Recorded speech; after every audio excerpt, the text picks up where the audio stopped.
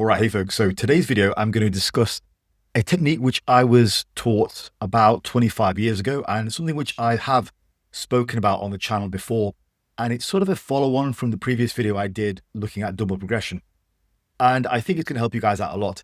Now, without giving the game away, I want you to just sit on this statement for a second before we go into the main part of the video. And that is, greater weight on the bar does not always equal greater mechanical tension. So just let that marinate for a while I introduce the video. So yeah, just quickly, thank you for making it onto my channel. I'm Faz, this is Fazlifts. I make educational content on the topic of getting jacked a couple of times a week. So if you're interested in that, hit me a subscribe. We're almost at 15K, so it would be nice to get those numbers up. Really appreciate your support. And for my regular subscribers, love all the comments. You guys are fantastic. And if you're interested in coaching, there's a link in the description. So here's the problem.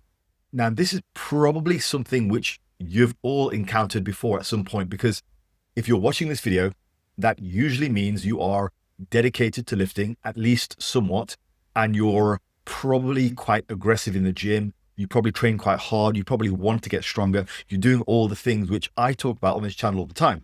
So that's great. You know, progressive poundages in a good standardized form in a bodybuilding rep range. Now, the issue is there is a potential misapplication of that advice.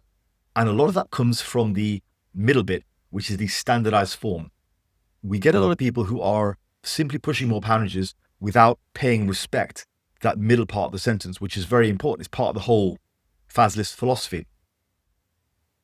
And for a lot of guys, over time, as they're pushing for more strength, for more of those, those plus ones, that line, which actually has done quite a lot of damage to people over the years, their form will deteriorate over time and the quality of the set goes down.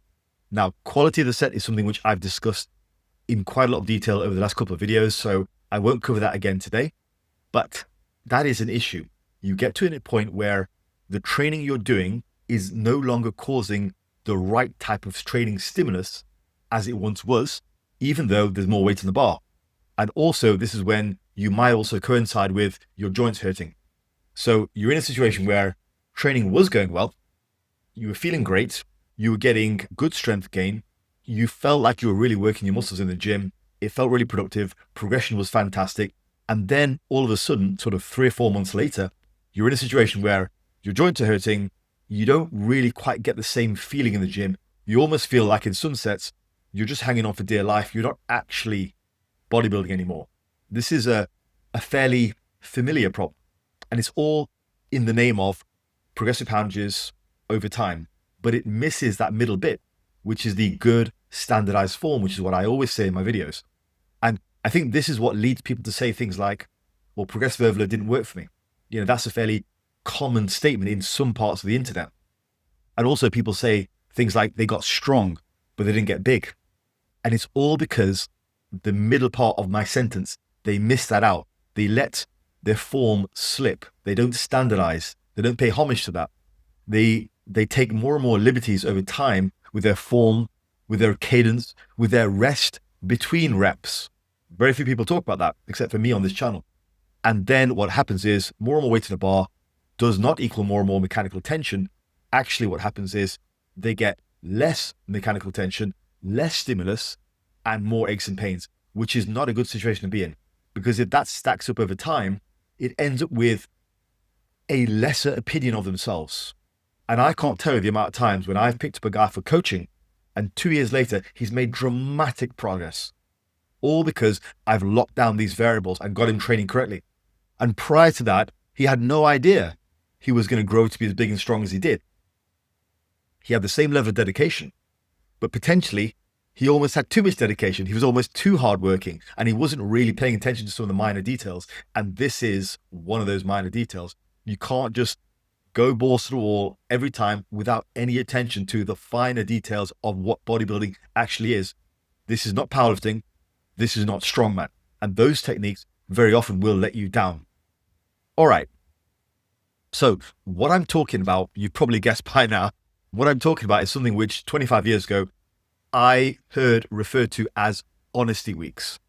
And that is a specific period of time over the course of the year where you reestablish your working weights with great form, great cadence that includes your rest between the reps and a reasonable muscle bias.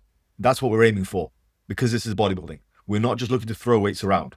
We want a reasonable cadence, form, focus. Okay? Nothing excessive. I'm not telling you to, lift imaginary weights and really feel and squeeze your bicep. Let's be reasonable with what we're saying here. We still need to be lifting hard and heavy, but there is a balance. So what I would say is this is probably a good idea as a rule to do every 12 weeks. So you're looking at roughly 4 times a year, you would do this technique. You would take an honesty week. Now, if that seems like quite a lot, just remember it's usually quite self-correcting. If you are a very aggressive lifter and you're always adding way more weight to the bar than you need, then this is going to pull you back a lot more, which is a good thing for you. If you're not a very aggressive lifter and you're possibly almost a bit too relaxed, this won't really change anything because you're always lifting in that sort of zone, which is not bad. So it's self-correcting. I would recommend doing this at the beginning of a new block of training. So I structure my clients' training in 12-week blocks, not because we're doing block periodization, but simply because it's a reasonable time frame to push, evaluate, correct, and go again. But I'll talk more about that in another video. And on that note, let me just pause here for a second and just have a quick nod to the sponsor of this video, which is BoostCamp. One thing I wanted to mention to you guys, which I needed to mention a couple of weeks ago, is that there is now a 4-day version of the Jacked Intellectual program up on BoostCamp by popular request. I made a 5-day program and it was received very, very well. I do need to do a video about that soon, and I will, because a lot of guys have been getting some good results. But anyway, I was asked how to adapt this to a 4-day split. And I actually did that in a comment section on one of my YouTube videos a couple of months ago. And I decided to make it into a full program, send it off to BoostCamp, and they have got it up now as a separate program. If you want to run the program, but you didn't want to train 5 days a week, then this is a 4-day version with a more reasonable amount of volume, and it works extremely well. It works under the same principles as the 5-day week routine, which is the phase potentiation, reasonable Fazlifts approved volume, and good exercise choices and markers of progression. So it's a good routine. Check it out. Use my code Fazlifts when you sign up. You'll get 2 weeks free on premium. And also I get a little something from that too. So it's a nice thank you to me if you want to do that. All right, moving back on with the video. Now, next thing I want to talk about is, and this is something which relates to a comment on my last video. There was a commenter who mentioned something along the lines of saying, what I was saying was valid, but also you should also not be afraid to put weight on the bar. So I want to just cover that point because it's a good point. This technique and just the way that I'm talking about things, the way that I'm speaking about things, this is not an excuse to train like a bitch, okay? You're not training easy. You should still be adding weight to the bar regularly, okay? Regularly, not every week, but regularly. So you are still adding weight to the bar, but you are holding yourself to a higher standard of form and cadence. You are working extremely hard within those confines. Quite frankly, this will actually make your training even harder because you're holding yourself to a higher standard of lifting form. And if you do that, training will be more difficult, not less difficult. Do you understand? This is not an excuse to train easy in the slightest. And if that's how you're interpreting this, that's on you. This is actually going to make your training ultimately harder because you are holding yourself to a higher standard. This is why this is also mostly a technique for intermediates to advanced. This is not something that I want beginners to concern themselves with at all, because when you're a beginner, you don't really have the luxury of focusing on these minor details. Lift the weight, get stronger, focus on weight to the bar. But as you become more intermediate and more advanced, where progression slows down, this technique becomes very, very useful, very, very viable. Okay, so just a quick summary of that point there. Not an excuse to train easy, okay? You're holding yourself to a higher standard of form, which is more appropriate for bodybuilding. And equally speaking, this is not something that I want beginners to worry about at all. Right, so next, the results of this. Why do we do this? Well, the big thing is, I can guarantee you, if you do this, your overall progression across the year will be smoother. You will have less ups and downs, less aches and pains, less reasons to stall, less reasons to deload, less reasons to take a break. less plateaus, you will have, I guarantee you, much smoother progression. This is what guys talk about when they say bodybuilders don't need deloads. Except they say that without context. What I'm doing is I'm breaking those explanations down into detail so you guys can understand. This is just quality training. If you do this, you will never outrun your progression. You will always stay in the pocket because you are in control and you are lifting with a fantastic form. So you're never just hanging on for dear life when you're doing your sets.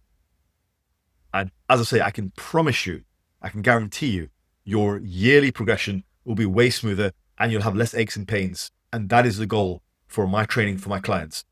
On that note, in the next video, I'm going to give you an insider look on how I structure the training blocks for my clients.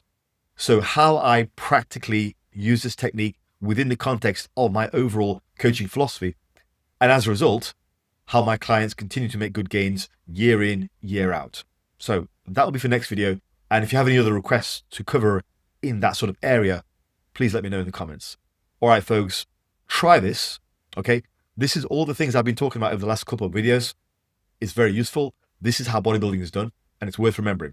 So what I like to do within my channel is I like to systematize and break down complicated concepts so they're easy to understand. And hopefully I've accomplished that today. All right, guys, have a great week. Take care.